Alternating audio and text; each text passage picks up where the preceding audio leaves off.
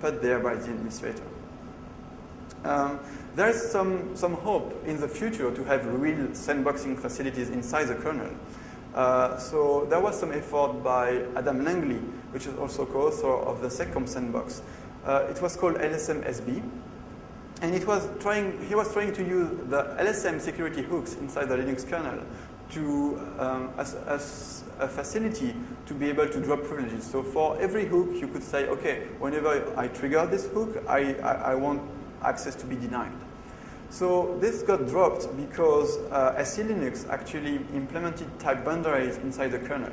So before, type boundaries were done in userland in SE Linux. Now they are done in the kernel, and there is some hope that in the future it will allow a process to kind of set up its own policy under the condition that it will be more restrictive than the previous one.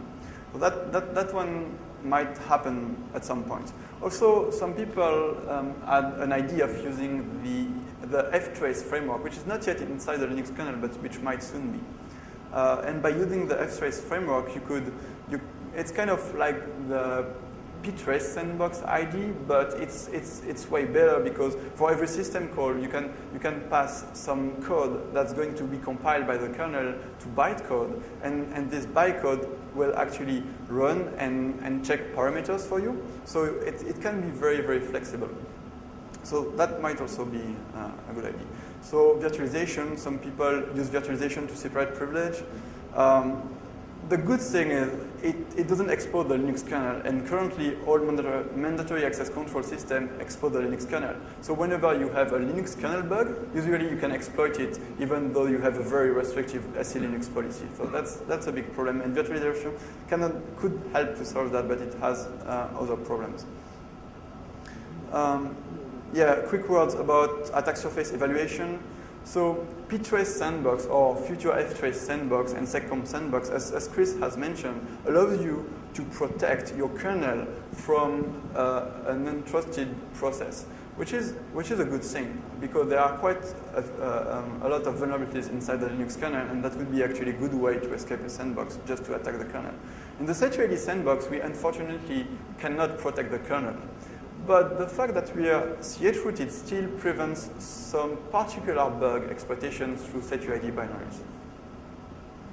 Okay, I will not mention trusted path executable because we are running out of time, but you can read that or talk to us offline after the presentation.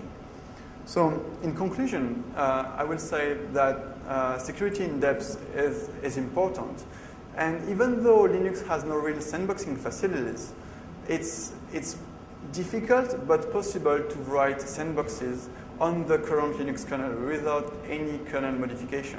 And Chris has done so inside VSFTPD. It's also the case in Chromium, and we think it's worth it. So I guess at this point we'll take questions. We have time for 2 questions.